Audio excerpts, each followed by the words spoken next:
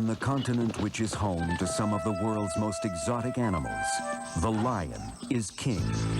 For these beautiful beasts are powerful predators.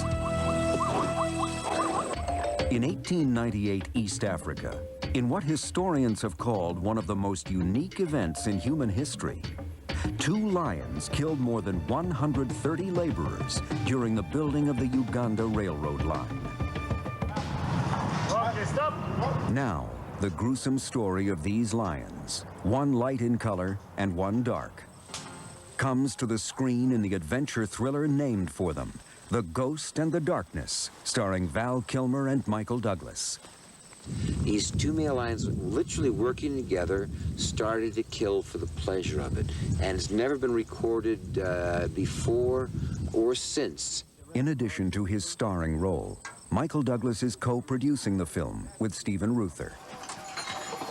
And it's based on a real story. The level of fear, the level of tension, and the scope of the adventure required Africa. Africa has a look, a feel, a smell, a color. You couldn't duplicate it. It's a very tough country. It's very humbling and inspiring. Just driving to work every day was a thrill, sometimes having to wait for the rhino to get off the road, and sometimes they don't want to get off the road. So they just hang out. To authentically capture the spirit of this deadly story using real lions, director Stephen Hopkins, whose credits include Judgment Night and Blown Away, will have to combine the powers of nature and visual effects technology. So filmmakers turn to Sony Pictures Imageworks in Culver City, California. It's not completely locked down, which means we need to stabilize it a little bit. Visual effects supervisor Tim McGovern, who won an Academy Award for his work on Total Recall, will design and oversee 125 effects shots for this film. For Kenya, this is locked down.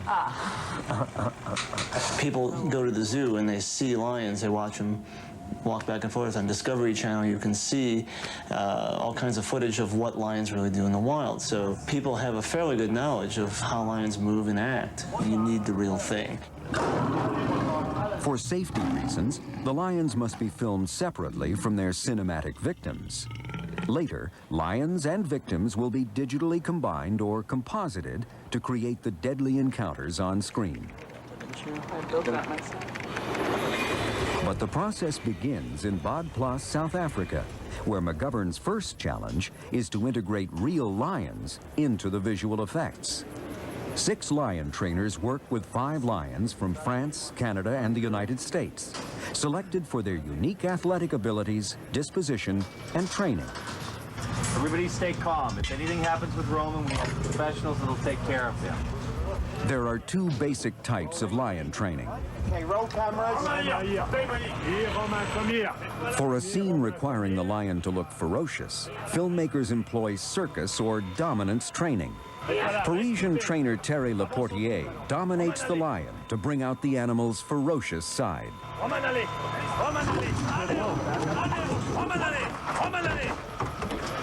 You have to be a little bit dominant to handle any lion. They have to respect you. They have to understand the fact that you are not food. So you will slap them or use your hand or a small stick or whatever that's necessary to just maintain the rules. The second method of training, called meat training, is based on reward and is often used when a shot requires the lion to run on command. Good boy. It's no different than us going to work for a check. They come to work for their meat. For this scene, Canadian trainer Mike Hackenberg and Hollywood veteran Hubert Wells set up to lure 10-year-old Bongo out of the grass at full speed. Can I have you back here? It's just where I know where everybody is. Another trainer attaches a chicken to the end of a cable as bait. When the cable is yanked, the chicken goes flying. If all goes according to plan, Bongo will be close behind.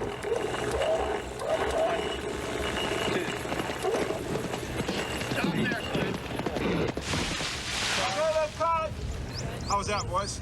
Even with all its challenges, getting the lions' performances on film is only half the picture. Great. To composite or combine shots of lions and victims, the camera moves must be perfectly matched. So Sony Pictures Imageworks developed one of the production's most innovative technologies, the stealth dolly. When filming separate elements for compositing, filmmakers generally use a computerized motion control camera, which can be pre-programmed to repeat precise camera moves. The stealth dolly takes this process a step further. Rather than programming moves into it, it remembers what physical space it moved through and can play back that exact move again and again and again. This remembers what you do to it, as opposed to having to be told. Every move the camera operator makes by hand, pan and tilt, zoom and focus, and lift and dolly, is stored by the computer for the next pass. And we can then take that data and we can play that move back at that location several times. We can even pack up all the gear, take it to South Africa, and if we need to shoot 2 different parts of a scene in 2 different sides of the planet, we can do that too. Faster and quieter than traditional motion control gear, the dolly makes many otherwise impossible attack shots a reality. We made a move with Val Kilmer running away from the lion and actually climbing up the tree. And then we got the lion to do the same action. He was actually chasing a chicken on a string through the shot with the same exact move, following both of them. Because the dolly was capable of getting the camera to be at exactly the same moment in the motion, the 2 things flawlessly go together. Through the technological wizardry of visual effects and the riveting performances of ferocious felines, one of history's most unexplainable events is brought to the screen with frightening realism.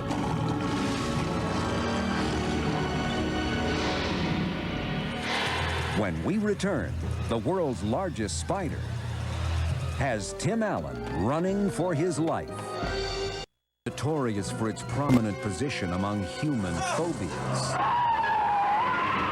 For years, filmmakers have played mercilessly on this psychological fact in their push to keep audiences' adrenaline pumping. As if 1,000 spiders were taking possession of her body. In 1990, a deadly tarantula was unknowingly transported from the dense Amazon jungle to a sleepy California town in the chiller Arachnophobia. The spider wrangler on the film was Jules Sylvester. These are the Therapursa leblondi, and they're found from the south of Venezuela into Guyana as well. They are the biggest species of spider in the world, and they've been known to get almost 11.5 inches across. That's from foot tip to foot tip. These ones are about 10.5. In the film's climactic scene, Jeff Daniels' character faces his worst nightmare, falling into a dark, dank basement with hundreds of angry spiders. Some are mechanical, and some very real. When he's actually looking for the spider on the shovel, I had a live one on a safety harness, and we swung the spider down off the pipes. Yahoo! Like that. Went down the handle to his hand, and he goes, ah! And then whaps the fake one into the electric box.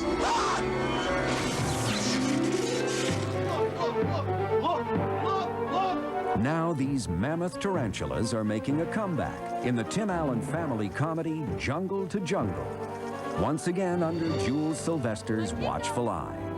It's a major character in the film.